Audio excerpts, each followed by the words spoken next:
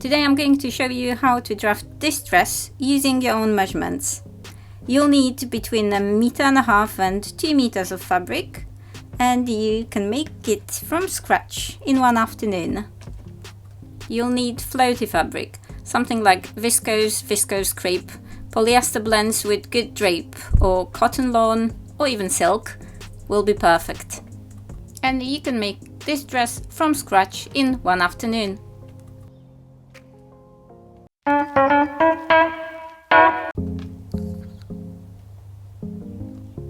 It's a simple summer dress with bust darts, a little bit of shaping in the waist and a flared skirt.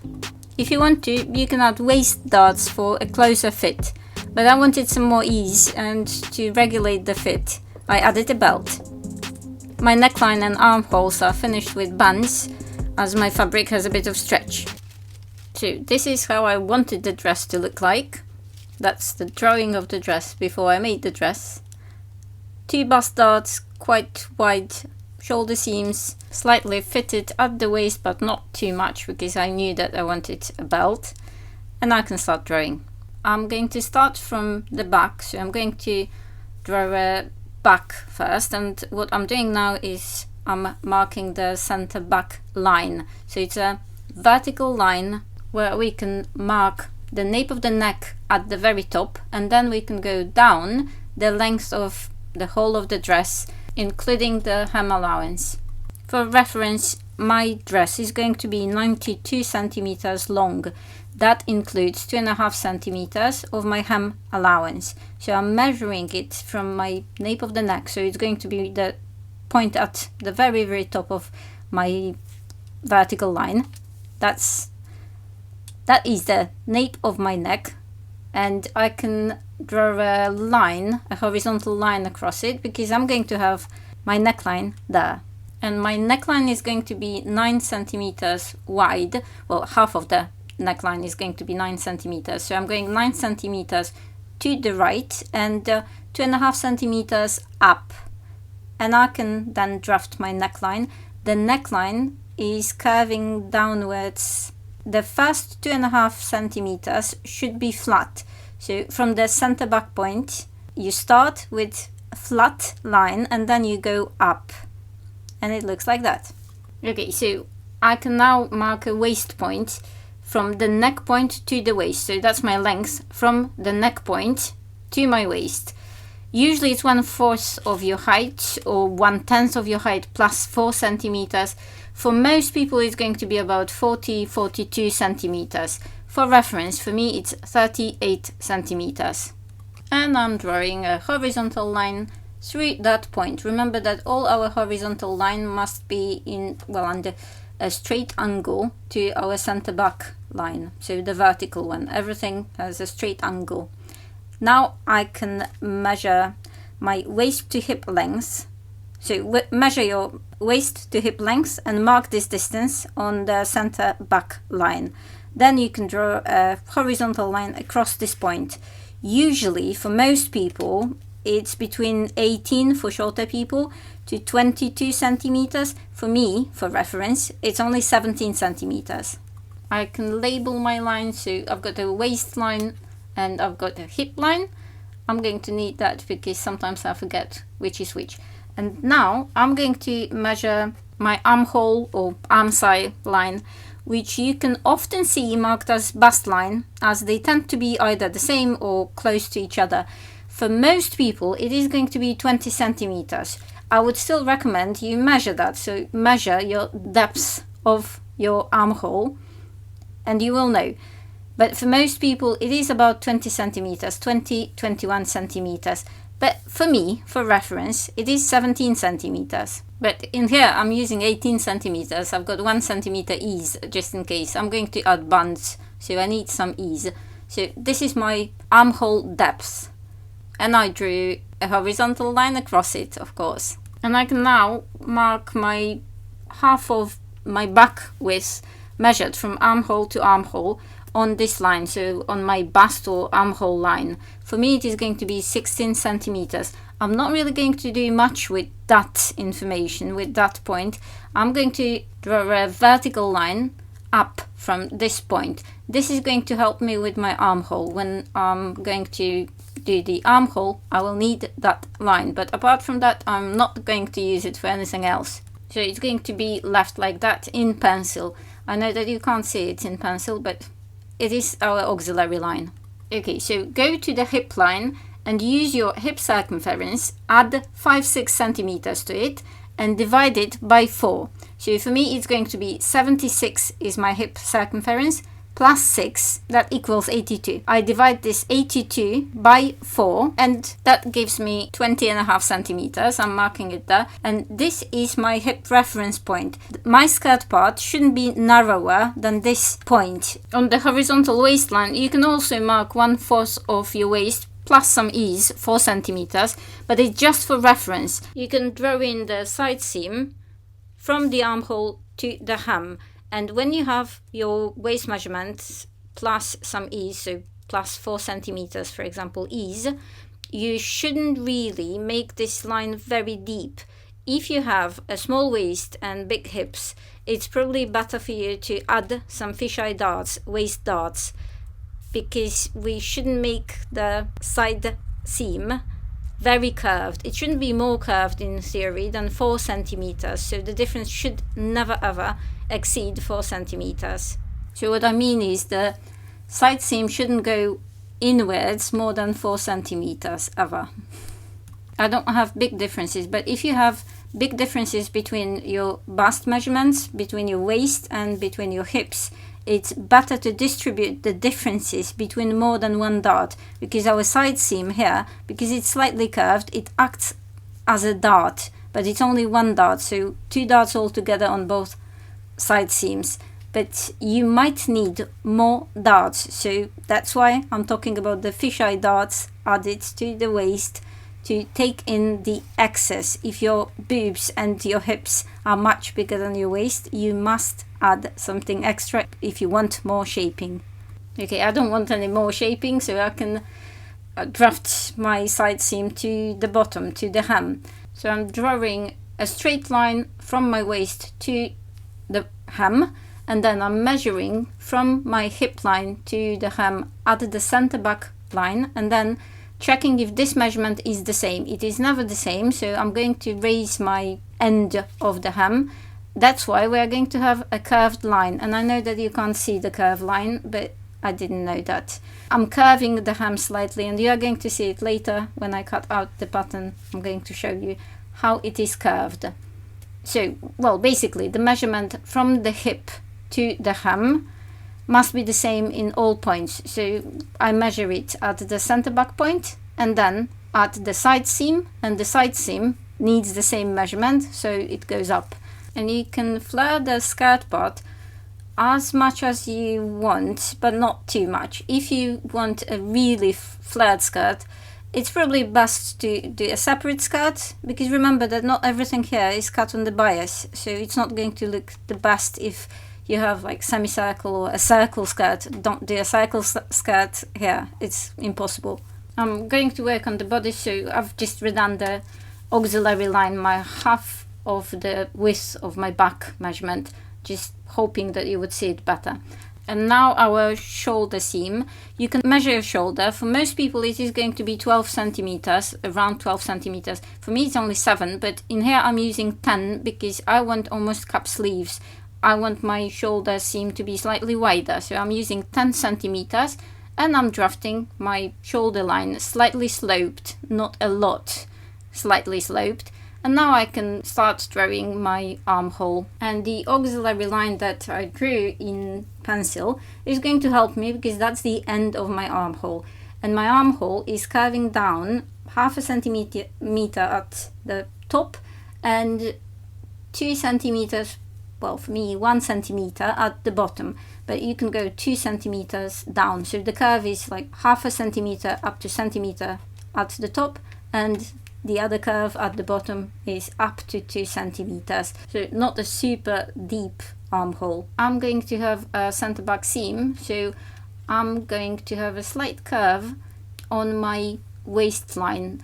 It's about half a centimeter. The curve is going to go down about half a centimeter. It just sits better on your back then.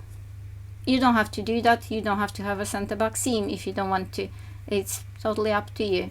But if you do sway back adjustments on your dresses, that is going to help you. So you can do even 1 centimeter. I only need half a centimeter. All I need to do now is add seam allowances. For me, it's going to be 8 millimeters. I'm going to construct this dress on my overlocker because it's a stretch fabric. And I'm adding it everywhere. I'm going to have a center back seam, so I am adding it there as well. And I'm labeling everything. And now all I need to do is cut it out. And I'm going to speed it up because you know how to cut it out, but just cut it out because we need it to draft our front. Make a cup of tea and hopefully you are ready to draft your front. We are going to use the back of the dress to draft our front. So I am basically copying the bottom of my dress, but I've got a center back seam and I don't want a center front seam, so I'm folding the seam allowances up because my front is going to be cut on fold. In here I can't use the edge of the fabric because it's not very straight, so I'm going to draw a vertical line to help me with all my horizontal lines. This is going to be my center front and the dress is going to be cut on fold, so this is the line that is going to be placed on fold. I'm aligning my back with this line and I can now copy it. I'm going to copy it up to the waistline because I'm going to add a bust dart. I'm adding a bust dart that is going to be 6 centimeters wide, so I'm going to need to move the back button up because I don't want to add all the length to the dart to the armhole. It is harder to redraft. I'm going to add half of my dart to the armhole and half to the waist. I'll show you in a second. I'm marking my waist. This is going to be my reference and I'm going to add half of my dart value. So for me it is going to be 3 centimeters here and the rest at the armhole. So 3 centimeters. I am adding 3 centimeters, so going up 3 centimeters at the waist, and this is going to be my new waistline. It is all going to be closed in the dart, so they are not going to be different at the end, but I'm moving my pattern now. So I'm moving the back pattern to match this new waistline 3 centimeters up, and then I can add the other half of my value, so 3 centimeters at the armhole. So now I can redraft this part of the pattern from waist up of my front.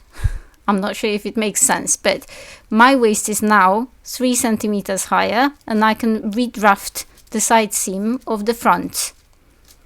I am still going to add 3 centimeters more because I need 6 centimeters altogether for my bust dart.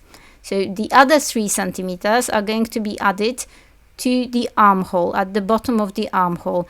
I'm drafting the armhole just to know where it is and how it is going to look like. And at the shoulder seam I am going to go up 1 centimeter. This is for the balance of my bust because my front is actually bigger than my back and I need my hem to be straight. So I need some to balance that out. I'm adding 1 centimeter to the shoulder seam and I'm tapering it down at the end of the shoulder seam next to the armhole to 0 because I don't want a twisted seam. So it's higher at the neckline by 1 centimeter.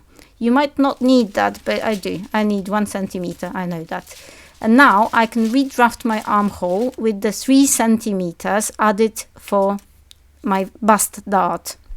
I'll go over all the lines with my marker because I know that you can't see anything.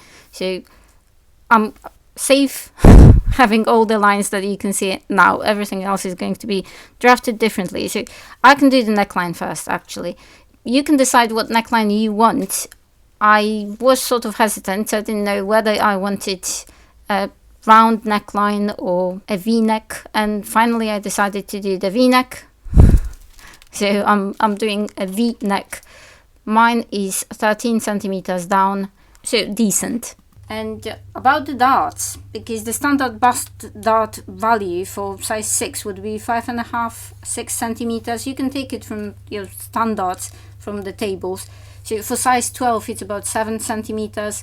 for size 16 about 8 centimeters, for size 22 9 centimeters. It's hardly ever more than 9 centimeters, but it depends on your specific figure. If you do have a full bust that is bigger than standard for your size, you might add some ease to the side seam and additionally draw waist darts, fisheye darts, with the legs on the waist.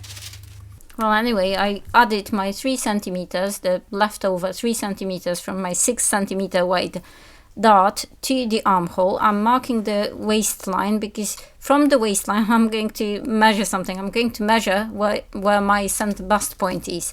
You should measure it on you, but it's generally about 18 centimeters for people. So it's generally just the width between the two of your nipples, and half of this value you can mark on your armhole line. It's not necessarily the same line, but it works like that. And you can mark your bust center point. From that, we can draft our dart, but it's very important to remember that our bust dart, shouldn't end directly at the bust point. So I'm going to draw a circle. I'm going to mark a circle around my bust point just to make the point very clear. The 2.5 centimeters around my bust point are the safe zone, or do not cross line. So our darts shouldn't end there. They should end at least 2.5 centimeters. Usually it is 2.5 centimeters before that point. So whatever you do, finish your dart 2.5 centimeters before your bust point. I think that is very clear. And I'm going to, well, first I'm going to draft a line, and then from the line I'm going to add the 2 legs of my dart, and I'm going to decide how I want my dart to look like. So first a straight line to my bust point, and it doesn't matter that I can draw it to the bust point. I just can't make a dart that long. And then I'm going to make my bust dart with 2 legs. The width of my dart is 6 centimeters, so each leg is going to be 3 centimeters from the center of my dart. And I'm going to change this line because I want my dart, basically what I'm doing now is I'm moving my dart in a non-scientific way. I'm just moving my dart without cutting the pattern.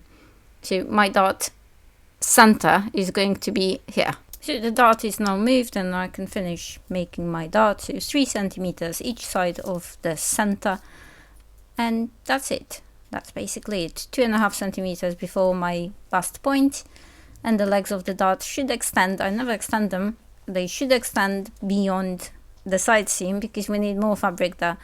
As you can see, I didn't do that, but I'm going to cut it out. But it should be drafted as well. We can now draft our armhole. The front armhole can be a bit deeper, but don't go crazy. Mine is going to be 0.5 centimeter deeper. Remember that you can always make it deeper after you've tried it on, after you've tried the dress on, but you can't add fabric, so don't go crazy. I'll go over the line with my marker to make it more visible. And I know that it looks strange, but remember that if we close the dart, when we close the dart, it is going to be wider, so it is going to be precisely the same as, or precisely the same width as the back armhole. And now I'm going to neaten my side seam and maybe add some fabric to my dart, because if I don't add fabric to my dart, I'm going to have a hole there. All I need to do now is label my pattern pieces and cut the front out, and then cut them in my fabric. I'm going to finish everything with bands, so I'm going to finish my neckline and my armholes with bands made out of the same fabric. But I'm going to check if my pattern pieces match, so I'm going to close the dart to have the same length of the dress all together, and I'm going to check it against my back, so the back pattern. They should be the same, they should match, apart from the dart, but the dart now is folded, so the length should be the same. If it's the same, and if the shoulder seams are the same, we can cut the dress out and we can start sewing. I'm checking if the hem is the same, if the length is the same, if the waist lines are the same, so in the same point, if the armholes are matching, and if the shoulder seam is the same width. It is, everything seems fine, so I can start sewing.